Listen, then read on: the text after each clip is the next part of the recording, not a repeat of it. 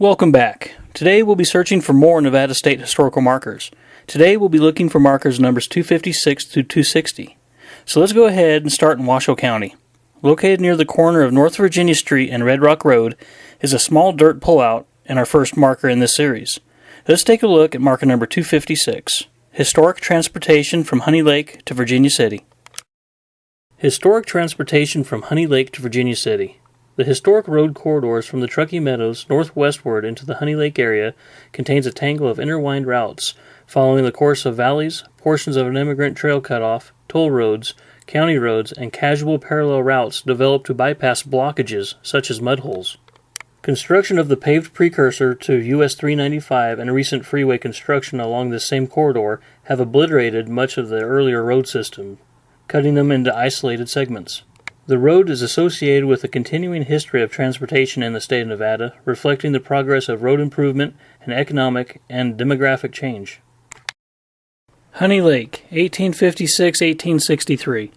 In 1856, the early settlers of the region, the Honey Lakers, proposed the territory of Nataqua, encompassing the land along the eastern Sierra from Susanville to Carson Valley. The 1859 silver strikes and the Comstock Lode generated a prosperous market for the ranchers' livestock and produce. Freight wagons and stagecoaches ran regularly over the rutted road from the Honey Lake area to Virginia City and strengthened the settlers' attachment to eastern Sierra settlements rather than those in California. The Honey Lake ranchers felt so strongly about their independence and connection to the Great Basin environs, they fought the 1863 Sagebrush War, attempting to block their annexation to Plumas County, California. Immigrant Trail, 1851-1855. In 1851, James Pearson Beckwith, 1798-1866, the son of Sir Jennings Beckwith and a slave, located and constructed a wagon road connecting the California Immigrant Trail in the Truckee Meadows to Marysville, California, via Sierra Valley, portions of Highway 70.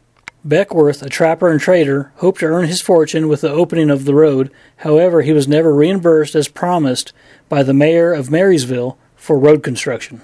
The trail served for a few years as an alternative pass through the Sierra. It became a byway for local traffic after 1855.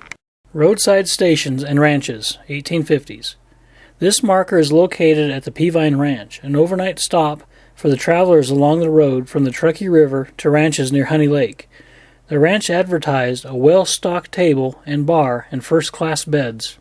Purchased in 1862 by Fielding Lemon, it was initially part of a real estate and mining promotion as platted on this 1867 map, but Peavine grew instead into a prosperous livestock operation. Several other ranches were located along the road, yet for nearly 100 years, regional growth centered around downtown Reno and Sparks.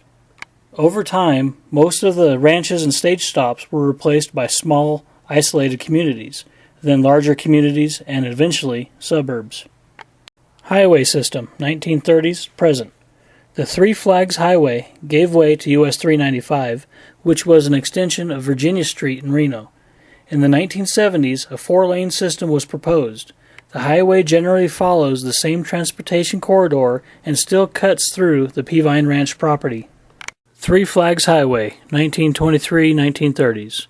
One of the first federally funded highways in Nevada was a macadam road from Reno to the Nevada-California border.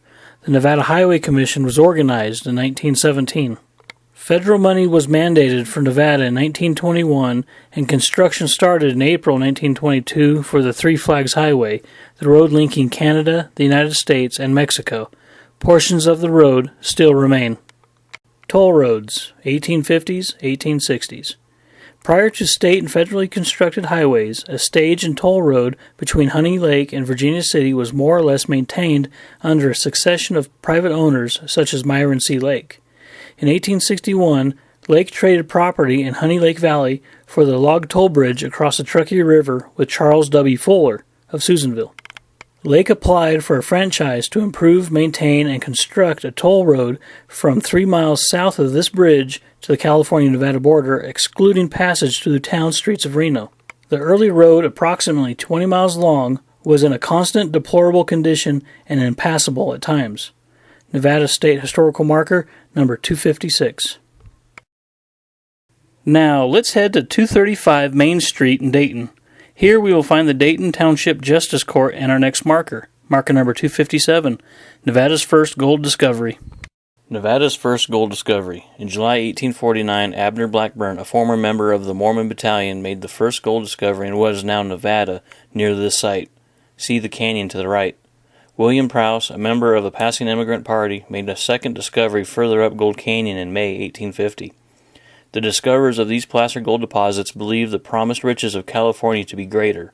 Most immigrants consequently continued their westward journeys, but a few returned after finding most of California's mother-lode creeks and rivers already claimed.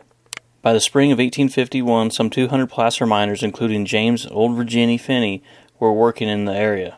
The continuous occupation of Gold Canyon's mouth makes this site Nevada's first non-Native American settlement.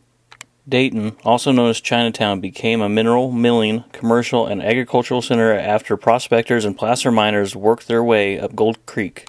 This monument commemorates the 150th anniversary of the discovery of gold and the thousands of pioneers who passed near this site. Nevada State Historical Marker, number 257. Let's head over to Carson City now. Located across the street from the Nevada State Library is a small grassy patch of land and our next marker, marker number 258. Charles W. Friend, House, Observatory, and Weather Station. Charles W. Friend, House, Observatory, and Weather Station. This is the site of the house and observatory of Nevada's first weatherman, astronomer, and seismologist, Charles William Friend. Born in Persia in 1835, Friend immigrated by way of South America to California during the 1849 gold rush. In 1867, he moved from Folsom to Carson City, where he set up his own jewelry and optical store. Friend built Nevada's first observatory located southwest of his house and east of the Nevada State Capitol. Nevada's U.S. Senator William Stewart helped him obtain the use of a 6-inch equatorial mount telescope and other instruments from the federal government.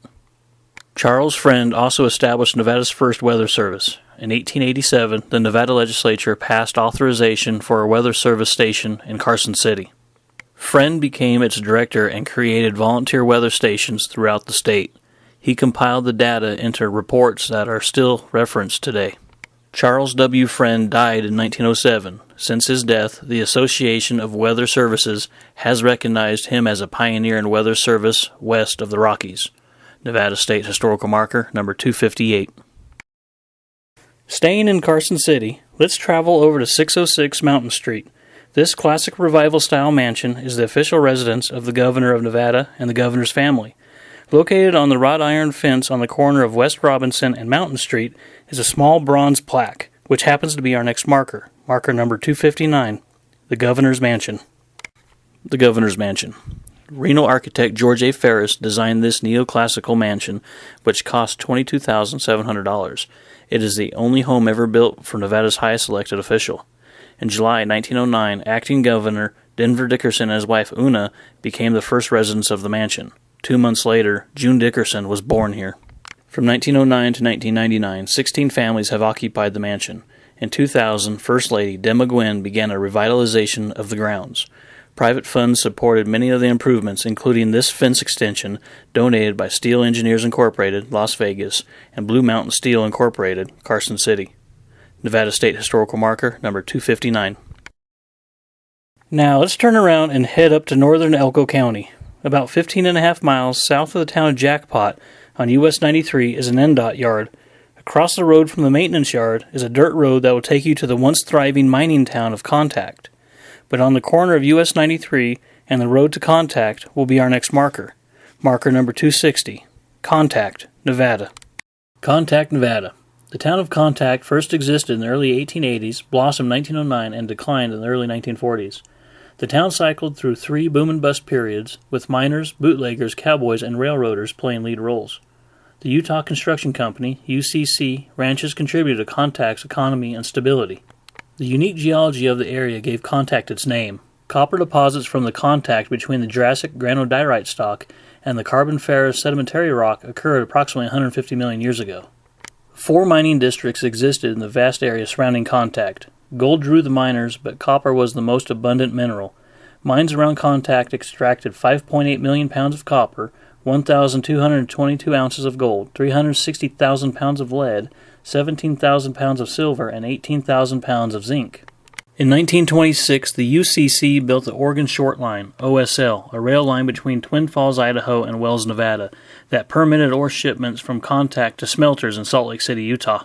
During its 1930 zenith, Contact boasted 2 hotels, a jail, a school, saloons, and a post office. Enterprising businessmen brought electrical power and a water system to the town, anticipating a boost from the OSL. However, a depressed copper market canceled Contact's dreams of permanence. Nevada State Historical Marker, number 260.